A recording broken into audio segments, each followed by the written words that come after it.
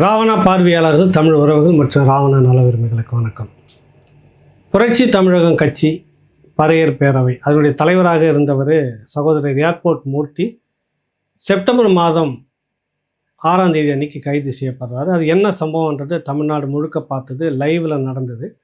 DGP அலுவலகத்துக்கு முன்பாக அவர் ஒரு டீ கடையில் இருக்கும்போது விடுதலை சிறுத்தைகள் கட்சியை சேர்ந்த நிர்வாகிகள் அவரை சுற்றி வாக்குவாதம் ஏற்பட்டு அதன் மூலமாக ஒரு மோதல் நடந்தது. அவர்கள் எல்லாம் சேர்ந்து தாக்கும்போது தற்காப்புக்காக ஒரு சின்ன கத்தியை வச்சு கீறுறாரு. ஒரு சாதாரணமாக முடிந்த அடிதடி வழக்கு இது. ஆனால் அடுத்த நாளே அவர் கைது செய்யப்படுகிறார். கொலை வழக்கு அவர் மேலே. சம்மந்தப்பட்ட எதிர்த்தரப்பில் இருந்த விடுதலை சிறுத்தைகள் நிர்வாகி உடம்பெல்லாம் கொடுங்காயன்ற மாதிரி மருத்துவமனையில் அட்மிட் பண்ணியிருந்தாங்க.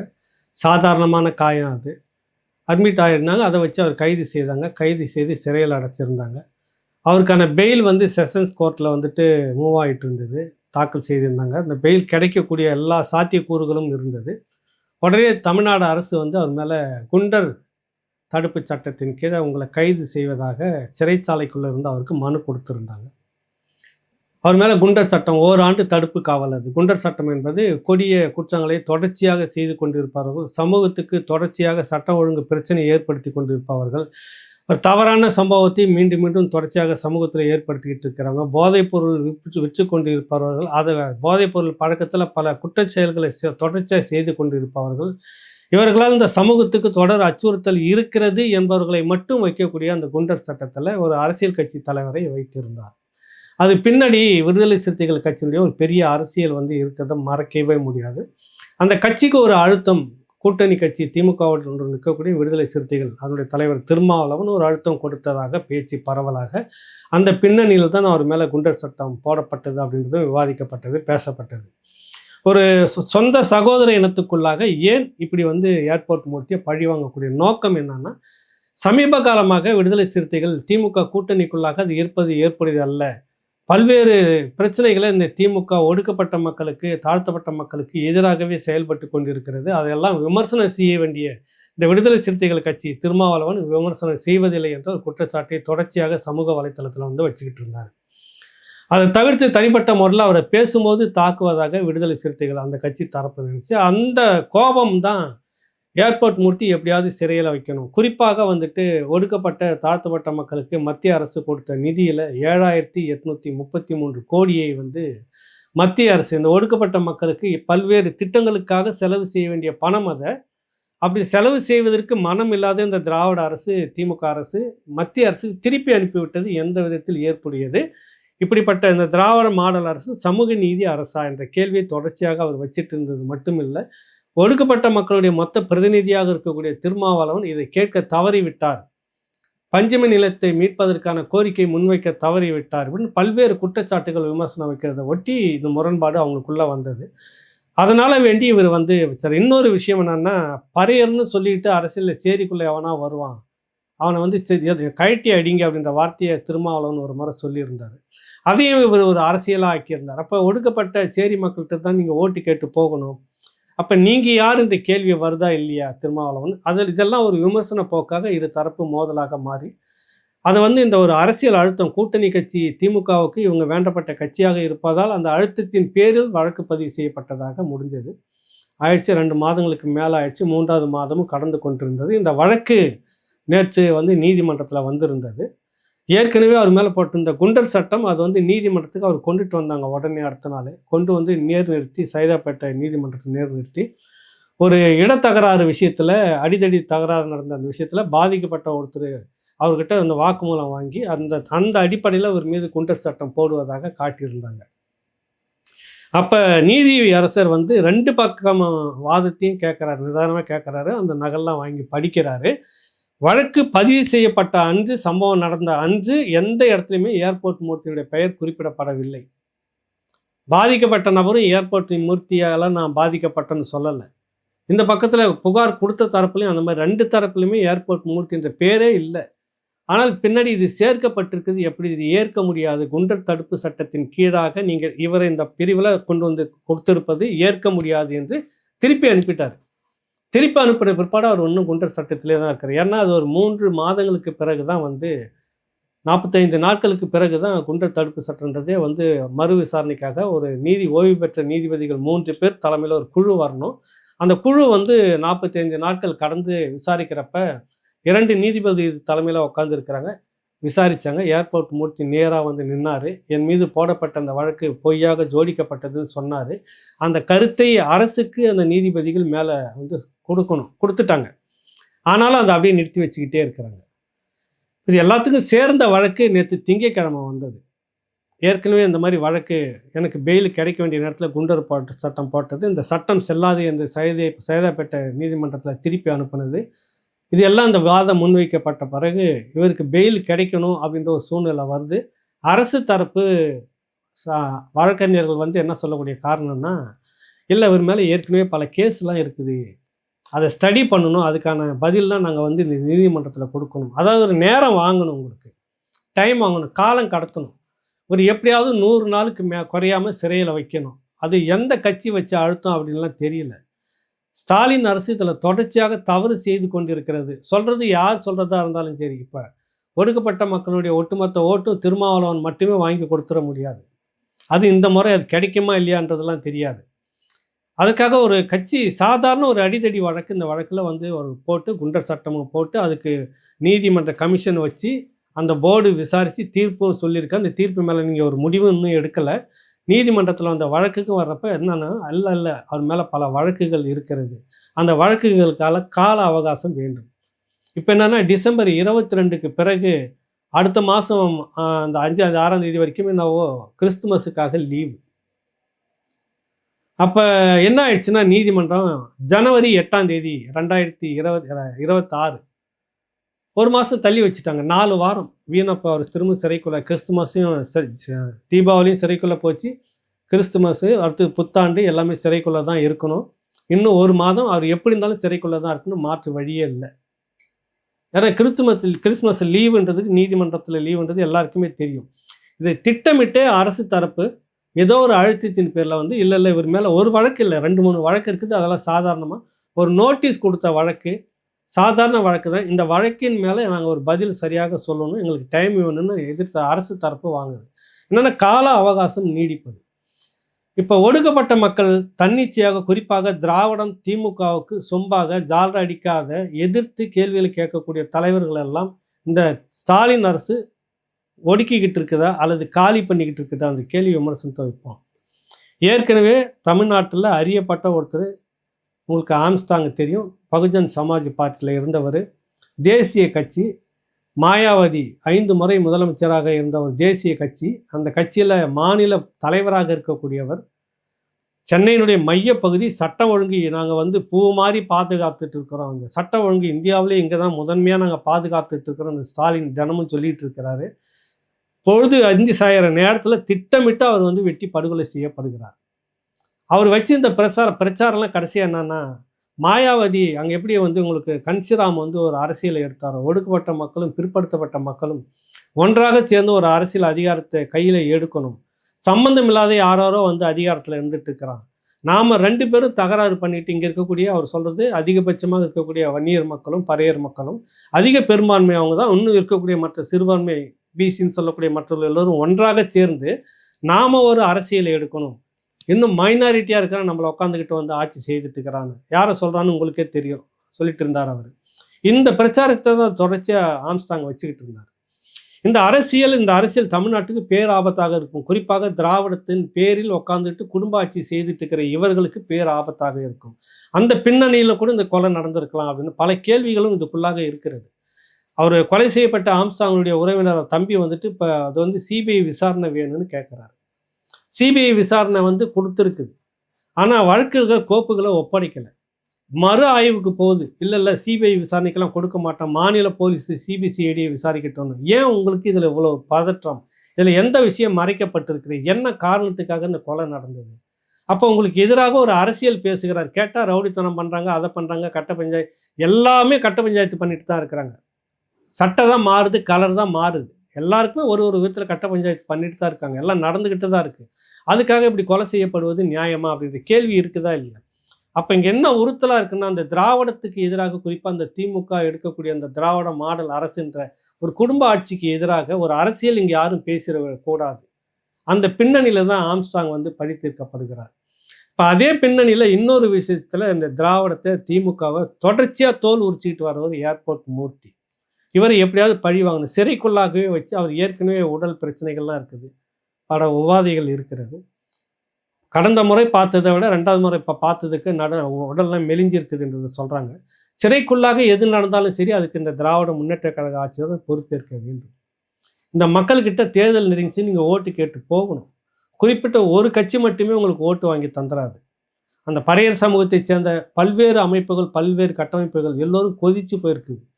சமீபத்தில் கூட முதலமைச்சர் சொன்னார், நாங்கள் இத்தனை 1000 கோடி 84,000 கோடி ஒடுக்கப்பட்ட அட்டவணை பிரிவு தலித் மக்களுக்கு பல திட்டங்களை கொண்டு வந்திருக்கிறோன்னு சொல்லிட்டு பெருசாக வசனம்லாம் பேசினார். இது ஆண்டி பண்டாரத்தினுடைய பாட்டாக தான் இருக்குது. இவ்வளவு பணங்கள் செலவழிச்சிருந்தீங்கன்னாக்கா அந்த மக்களுடைய வாழ்வாதாரம் ஏன் முன்னேறாமல் இருக்குது? இத்தனை ஆண்டு காலத்தில் எல்லாம் செய்த நீங்கள் வந்து 7,833 கோடி அந்த மக்களுக்கு போய் சேர வேண்டிய இளைஞர்கள் எத்தனை லட்சம் பேர் படிச்சுட்டு இருக்கிறாங்க.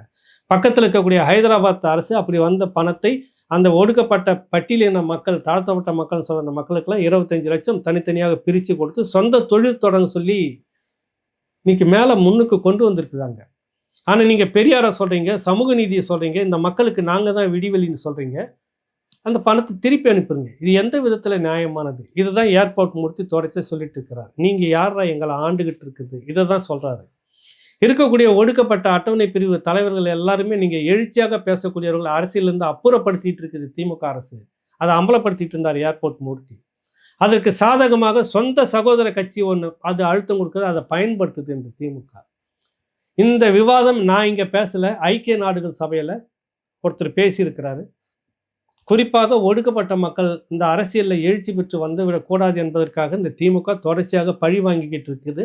அதுக்கு பல சந்தர்ப்பங்களை பயன்படுத்தி கொள்கிறது. இப்போ என்னன்னா, தெரிஞ்சோ தெரியாமலோ திருமாவளவனுடைய அழுத்தம் என்றது இதுக்குள்ளே இருக்குது. அவர் வேண்டி கொடுக்குறாரா வேண்டாமல் கொடுக்குறாருன்றது வேற விஷயம். ஆனால் திமுக அரசு இதை பயன்படுத்திக்கிச்சு. நாம் நேரடியாக செய்தால் சிக்கலாகும், இவரை வச்சு நம்ம பயன்படுத்திக்கலாம். திருமாவளவன் சொல்லிட்டார், நம்ம செய்கிறோம், அவ்வளோதான். நாட்டுக்கே இதான் தெரியும், நம்ம மேலே பழி வராது, திருமாவளவன் மேலே தான் பழி வரும். நாளைக்கு ஏர்போர்ட் மூர்த்திக்கு ஏதாவது ஒன்று நடந்தால் அதற்கு காரணம் இந்த திமுக அரசு. குறிப்பாக பட்டியல் சமூகத்திலிருந்து வரக்கூடிய ஒவ்வொருத்தரும் எழுச்சியாக இந்த திராவிடத்தினுடைய முகத்தை கிழிக்கிற மாதிரி யார் அரசியல் பேசினாலும் அவருக்கு ஏதாவது ஒரு விதத்தில் அப்புறப்படுத்திட்டு இருக்க அரசியலிருந்து அழிச்சிக்கிட்டு இருக்குது. அந்த விதத்தில் தான் ஏர்போர்ட் மூர்த்தி இன்னைக்கு இந்த மாதிரி செய்துக்கிட்டு இருக்குது. கடந்த 2 வாரங்களுக்கு முன்பு இருந்தே நாம் தமிழர் கட்சியினுடைய தலைமை ஒருங்கிணைப்பாளர் சீமான் சிறைச்சாலைக்கு போயிட்டு ஏர்போர்ட் மூர்த்தியை சந்திக்கிறதுன்னு ஒரு திட்டம் இருந்துக்கிட்டே இருந்தது. இந்த 8ஆம் தேதி, டிசம்பர் 8ஆம் தேதி வழக்கு நிலுவையில் வரதா இருக்கிறது. இந்த வழக்குக்கு முன்னாடி ஒரு வேளை நம்ம பார்த்து பேசிட்டோம்னா அது இந்த திமுக அரசுக்கு பிடிக்காம போய் வேறு ஏதாவது ஒரு காரணத்தை சொல்லும், அது நம்மளால் கெட்ட மாதிரி ஆகிடக்கூடாதுன்னு கடந்த 3 வாரமாக தள்ளி தள்ளி தள்ளி ஏர்போர்ட் மூர்த்தி சந்திக்கிறது. இது இப்போ தான் சொல்கிறோம் இந்த விஷயத்த. ஒரு 3 வாரங்களுக்கு முன்பாகவே சீமான் வந்து ஏர்போர்ட் மூர்த்தி சிறையில் போய் சந்திச்சே ஆகணும், பேசி ஆகணுன்ற முனைப்பில் இருந்தார். அப்புறம் இந்த வழக்கு வந்துக்கிட்டு இருக்குது அப்படின்னு அவங்க வழக்கறிஞர் தரப்பில் சொல்கிறாங்க. இந்த வழக்கு வந்துக்கிட்டு இருக்குது. இந்த வழக்கு வர்றதுக்கு முன்பாக சீமான் ஏர்போர்ட் சந்திப்பு நடந்துச்சுன்னா அதை சொல்லி ஏதாவது காரணத்தை திரும்ப இழுக்கழிக்குமோ? ஏன்னா 75 நாட்களுக்கு மேலே ஆயிடுச்சு. இப்போ இதுக்கு மேலேயும் வச்சிருக்க மாட்டாங்க, அநேகமாக விட்டுறதுக்கு வாய்ப்பு இருக்குது. அது நம்மளால் கெட்ட மாதிரி ஆகிடக்கூடாதுன்னு தான் சீமான் நினச்சிக்கிட்டு இருந்தது. ஆனால் இன்றைக்கி வந்து என்ன நடந்திருக்குதுன்னா, 8ஆம் தேதி வந்தோடனே அரசு தரப்பு எல்லாம் ஓகே, பதில் சொல்ல முடியல. ஒரே ஒரு வார்த்தை, இது மேலே பல வழக்குகள் இருக்குது, அது சம்மந்தமாக பதில் நாங்கள் வந்து அரசுக்கு தரோம் அப்புறமா அப்படின்னு ஒரு டைம் சொல்லிட்டாங்க. ஏன்னா கிறிஸ்துமஸ் லீவ் வருது, மற்ற லீவ் எல்லாம் சேர்ந்து 1 மாதம் அடுத்த மாதம் போட்டாங்க, முடிஞ்சு போச்சு. இப்போ இந்த நிலையில் தான் சீமான் இன்று சிறைச்சாலையில் ஏர்போர்ட் மூர்த்தியை சந்திக்கிறாரு. ஏற்கனவே அவர் இந்த மாதிரி பேசிக்கிட்டு இருந்தார், என்கிட்ட பேசும்போது கூட அதை சொல்லிட்டு இருந்தார் சீமான். அவர் நேரில் சந்திக்கிறப்ப சில விஷயங்கள் பேசணும். அங்கே போனீங்கன்னா தடுப்பு கண்ணாடி இருக்கும், அந்த பக்கம் ஏர்போர்ட் மூர்த்தி, இந்த பக்கம் சீமான் உட்காந்துட்டு ஃபோனில் பேசுவாங்க தான். அது எல்லாமே ரெக்கார்டு ஆகிட்டுருக்கும். ஆனாலும் சில விஷயங்களை வந்து பேசுவாங்க. நீ கவலைப்படாதீங்க, வெளியில் வந்தோன்னே சில அரசியல் இருக்குது, அந்த அரசியல் என்ன என்பது தான் அடுத்த கட்ட கேள்விக்குறி. இப்போ இதில் இன்னொரு விஷயம் என்னென்னா, இந்த கிருஷ்ணா முத்துக்குமரப்பன், டாக்டர் கிருஷ்ணா முத்துக்குமரப்பன் ஒரு முனைவர், அமெரிக்காவில் இருக்கிறாரு. பல எதிர்கருத்து தமிழ் தேசியத்தின் மேலே, தமிழ் தேசியர்கள் மேலே கூட அப்பப்போ விமர்சனம் எழுதுகிறாரு. இன்றைக்கி ஒரு பதிவு எழுதியிருந்தார். அதில் இந்த பொதுவாக தலிபான் பயங்கரவாதிகள் அப்படின்னு சொல்லிட்டு கேள்விப்பட்டிருப்போம். திராவிட கூலிபான் அப்படின்ற ஒரு வார்த்தையை அவர் பயன்படுத்தியிருந்தார். இந்த ஒட்டு திண்ணைகள்னு சொல்லுவாங்கள்ல, கூலிபான், அது கூலியை வாங்கிக்கிட்டு வேலை செய்யக்கூடிய பயங்கரவாதிகள், திராவிட கூலிபான் பயங்கரவாதிகள், இவங்கெல்லாம் சேர்ந்து சொன்ன ஒரு பிரச்சாரம் என்னன்னா, ஏர்போர்ட் மூர்த்தி வந்து இந்துத்துவ ஆர்எஸ்எஸ் பின்னணியில் இருக்கக்கூடியவர். அந்த அடிப்படையில் தான் திராவிடத்தை விமர்சிக்கிறார், அந்த அடிப்படையில் தான் விடுதலை சிறுத்தைகளை விமர்சிக்கிறார். பண்ணுறது முழுக்க ஐயக்கியத்தனம். ஒடுக்கப்பட்ட மக்களுக்கு வந்த பணத்தை எல்லாமே திருப்பி திருப்பி அனுப்பிட்டு இருக்குது மத்திய அரசுக்கு. இல்லை அந்த பணத்தை எடுத்துகிட்டு கலர் டிவி மற்ற டிவி கொடுக்குறதுக்கு பயன்படுத்துறது. அப்பங்காலத்துலேருந்து இதுதான் நடந்துக்கிட்டு இருக்குது. ஏன் அந்த சமூகம் இன்ன வரைக்கும் மேலே வராமல் இருக்குது இந்த கேள்வி கேட்டீங்கன்னா உடனே நீ இந்துத்துவா கைக்கூலி. ஆனால் இந்துத்துவாவுக்கு எல்லா எடுபடி வேலை செய்கிறதுமே திமுக அரசு. இஸ்லாமிய மக்களுக்கு எதிரான சட்டம் 224 வகுப்பு திருத்த சட்டம். இது வந்து இஸ்லாமிய மக்களுக்கு பேர் ஆபத்தாக முடியும். இந்த திருத்த சட்டத்தை ஏற்க முடியாது என்று திமுக தமிழ்நாடு முழுக்க போராட்டம் பண்ணது. இஸ்லாமிய மக்களுக்கு நாங்கள் தான் ஆதரவாகன்னு. திருப்பரங்குன்றம் பிரச்சனை 2 நாளாக வெடிக்க வச்சு ஒட்டுமொத்த மீடியாவும் அதை பற்றி பேசிட்டு இருக்கிறப்ப அது மறைமுகமாக நடைமுறைப்படுத்த தொடங்கிடுச்சு. இதுதான் திமுக செய்யக்கூடிய துரோகம். இப்படி சொல்கிறது யாரை பார்த்தாலும் நீ இந்துத்துவவாதி, இவன் ஆர்எஸ்எஸ் பின்னணி, ஏகலைவன் இதை பற்றி பேசினார்னா ஆர்எஸ்எஸ் கைக்கூலி. ஆனால் ஒட்டுமொத்த கைக்கூலியாக இருப்பதே இவர்கள் தான். இப்போ இந்த திராவிட கூலிபான் படைகள் இருக்குதில்ல, இவங்க ஒட்டுமொத்தமாக சொன்னது ஏர்போர்ட் மூர்த்தி ஆர்எஸ்எஸ் கைக்கூலி, இந்துத்துவா கைக்கூலின்னு. ஆர்எஸ்எஸ் இந்துத்துவா கைக்கூலியாக இருந்தால் 75 நாட்களுக்கு மேலாக சிறைச்சாலையில் வைத்திருக்க அனுமதிப்பார்களா? அவங்க லாபி எப்படி இறங்கி பண்ணியிருப்பாங்கல்ல. உச்சநீதிமன்றத்தின் வரைக்கும் ஒரு பெரிய வேகமாக கொண்டு போய் அழுத்தம் கொடுத்துருப்பாங்கல்ல. இந்த வழக்கில் நாம் தமிழர் கட்சி வழக்கறிஞர்கள் மட்டும்தான் அதில் நடத்திட்டு இருக்கிறாங்க. அப்போ இதில் எங்கே இந்த ஆர்எஸ்எஸ் காலம் முழுக்க ஒரு பிரச்சனையை வந்து ஒருத்தர் பேசுகிறாங்க, திமுக மேலே ஒரு விமர்சனம் வைக்கிறாங்க, அதனுடைய துரோகத்தை உரிக்கிறாங்க, முகத்திரையை கிழிக்கிறாங்கன்னா உடனே அவங்கள இந்துத்துவவாதி, இந்துத்துவாவுக்கு எதிரான இந்துத்துவ ஆதரவாளர்கள், ஆர்எஸ்எஸ் சோட்டிங்க, இந்த திமுகவுக்கு எதிராக வேலை செய்யக்கூடிய இப்படி ஒரு பொய் பிரச்சாரம் பண்ணுறதுக்குன்னே இந்த திராவிட கூலிபான் படைகள் இங்கே இருந்துக்கிட்டு இருந்தது. இந்த திராவிட கூலிபான் படைகள் ஒட்டுமொத்தமாக ஒட்டு தென்னைன்னு சொல்லிட்டு மீசை வச்சுன்னு சுற்றிட்டு இருக்கிற இந்த கோஷ்டிகள்லாம் தொடர்ச்சியாக இந்த பிரச்சாரம். அப்படி இது உண்மையாக இருந்தால் ஏர்போர்ட் மூர்த்தி சிறையில் இருந்திருப்பாரா? கருணாநிதி கைது செய்யப்பட்ட போது, செல்வி ஜெயலலிதா அவர்களால் கைது செய்யப்பட்ட போது என்ன நடந்ததுன்னு உலகம் முழுக்கவே தெரியும். ஆர்எஸ்எஸ் இந்துத்துவா கைக்கூலி அவர் சிறையிலிருந்து விடுவிப்பதற்காக தீவிரமான நடவடிக்கை எடுத்தது. ஏன்னா அன்னைக்கு தேதிக்கு கருணாநிதியுடைய அரசியல் தனக்கு வேணும்னு பாஜக விரும்பினது. பாஜக ஆதரவு நிலைப்பாட்டில் கருணாநிதி இருந்தார். ஆர்எஸ்எஸ் ஒரு சமூக சேவை இயக்கம், அது தீவிரவாத பயங்கரவாத இயக்கம்லாம் இல்லை, நாட்டுக்கு முக்கியமான இயக்கம்னு முரசொலியில் எழுதினவர், நாடு நாடாக பேசினவர். இந்த முஸ்லீம் மக்களுக்கு எதிராக குஜராத் மோடி அரசு செய்த இனப்படுகொலை, இந்த கலவரத்தை எல்லாம் ஆதரித்து கொண்டிருந்தவர் கருணாநிதி. அவரை செல்வி ஜெயலலிதா ஊழல் முறைகேடு வழக்கில் கைது செய்து சென்னை இந்த மத்திய சிறையில் வைக்கிறாங்க. அப்போ விழுந்து விழுந்து வேலை செஞ்சது ஆர்எஸ்எஸ் இந்துத்துவா. அத்வானி எப்படிலாம் படையெடுத்தாருங்க அப்படின்றதெல்லாம் பார்த்துருப்போம் நம்ம. அப்போ இந்துத்துவ ஆதரவு யாருக்கிட்ட இருக்குது, யார் வச்சுக்கிட்டு இருந்தாங்க, யார் அனுபவிச்சுட்டு இருந்தாங்க? திமுக தான் அனுபவிச்சுட்டு இருந்தது. திமுக கூட தான் கள்ள உறவு இன்ன வரைக்கும் இருக்குது. எத்தனையோ அமைச்சர்கள் மேலே வழக்கு, ஒருத்தர் மேலே இது வரைக்கும் கைது இல்லை, செந்தில் பாலாஜியை தவிர்த்து. அதுவும் அதிமுக ஆட்சியில் திமுக எடுத்த நடவடிக்கை அது, அந்த புகார் எல்லாமே. மீது எல்லாம் அப்படி அப்படி இருக்குது. அப்போ நீங்கள் இந்துத்துவா ஆர்எஸ்எஸ்க்கு ஆதரவாக இருக்க போது தானே உலகம் நகருது. அப்புறம் எப்படி ஏர்போர்ட் மூர்த்தி வந்து இந்துத்துவ ஆதரவு ஆர்எஸ்எஸ் பின்னணியில் இருக்கக்கூடியவர் அவர் அதனால தான் வந்துட்டு திராவிடத்தை தாங்கி பிடிக்கக்கூடிய தலித்தினுடைய கட்டமைப்பில் இருக்கக்கூடிய திருமாவளவனெல்லாம் விமர்சிக்கிறாரு. அதுக்கு காரணமே ஆர்எஸ்எஸ். ஒட்டுமொத்தமான பொய் பிரச்சாரத்தை இந்த திராவிட கூலிபான் படைகள் முன்னெடுத்துக்கிட்டே இருந்துச்சு.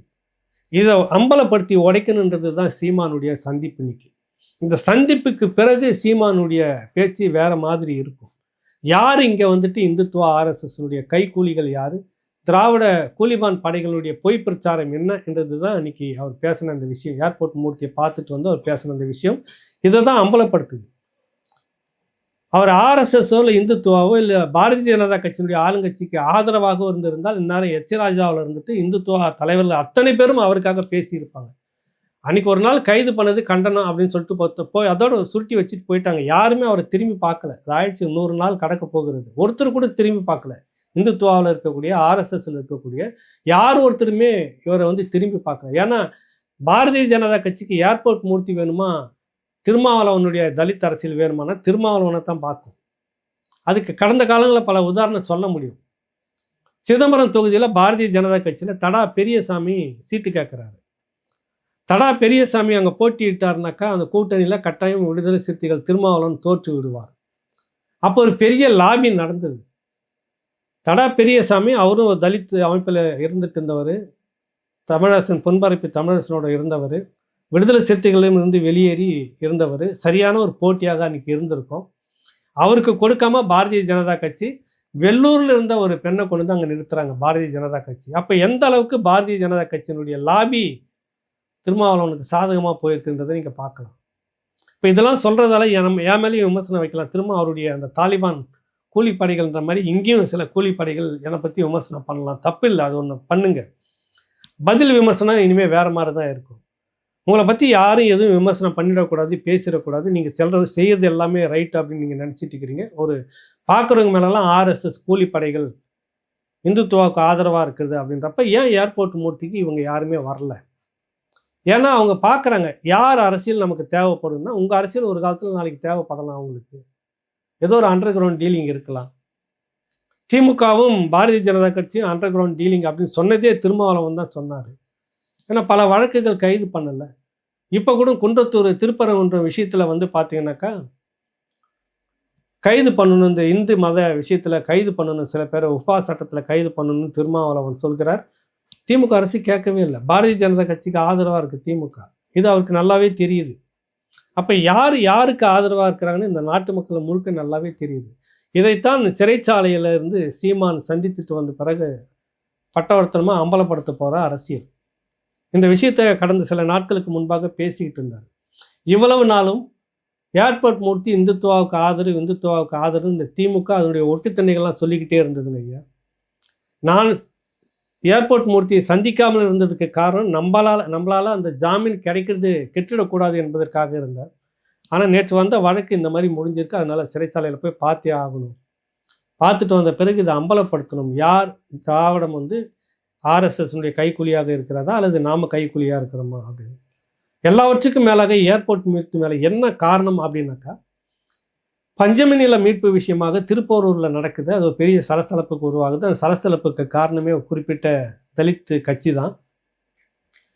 அந்த மேடையில் பிற்படுத்தப்பட்ட மக்கள் எல்லாருமே, பிற சாதி மக்கள், வன்னியர், இன்னும் கோனார், கவுண்டர்னு இருக்கக்கூடிய, தேவர்னு இருக்கக்கூடிய மற்ற எல்லா தலைவர்களும் ஒன்றாக சேர்ந்து சீமான் தலைமையில் ஏர்போர்ட் மூர்த்தி நின்றுக்கிட்டு ஒட்டுமொத்த எல்லா சாதி மக்களும் சேர்ந்து பஞ்சமி நில மீட்புன்ற முழக்கத்தை வச்சிருக்கு. ஏன்னா பஞ்சமி நில மீட்புன்ற அரசியல் திமுகவுக்கு பேராபத்தாக முடியும். இந்த விஷயத்தை சீமான்கிட்ட போய் நின்று ஏர்போர்ட் மூர்த்தி செய்கிறாரே, அந்த கடுப்பு, அந்த அரசியல் தொடர்ச்சியாக தலித் மக்கள் நேர்மையாக திமுகவுக்கு எதிராக அரசியல் செய்யக்கூடியவர்களை எல்லாம் ஒழிக்கணும். அந்த வகையில் தான் ஆம்ஸ்டாங்கை நீங்கள் பண்ணியிருக்கிறீங்களோன்னு தோணுது. அதனால தான் சிபிஐ விசாரணை வேணான்னு நீங்கள் இன்ன வரைக்கும் மறுத்துக்கிட்டு இருக்கீங்களா அந்த சந்தேகம் எழுகிறது. பலரும் எழுதுகிறார்கள். அந்த அடிப்படையில் ஏர்போர்ட் மூர்த்தியை தொடர்ச்சியாக நீங்கள் சிறையில் வச்சிட்டு இருக்கிறீங்க. அவர் நோய்வாய்ப்படணும், ஏதாவது நடக்கணும், மறைமுக திட்டம் ஏதாவது உங்களிடம் இருக்கிறதான்னு தெரியல. ஒரு சந்தேகம் தான் வருகிறது. இது எல்லாவற்றுக்குமாக இன்று நடந்த சீமானுடைய சந்திப்பு அடுத்தடுத்த களத்தில் நேர்காணல்களாகவும் மக்கள் மத்தியில் பிரச்சாரமாகவும் உடைக்கப்படும். திமுகவினுடைய முகம் இதில் பட்டவர்த்தனமாக கிழிக்கப்படும். அதுக்கு ஒட்டு திண்ணை வேலை செஞ்சுட்டு இருக்கிற இந்த கோஷ்டிகளும் அம்பலப்பட்டு நிற்கின்றது தான் இந்த விவகாரத்தினுடைய மொத்த தகவல். மீண்டும் ஒரு நிகழ்ச்சியில் உங்களை சந்திக்கின்றேன். நன்றி, வணக்கம்.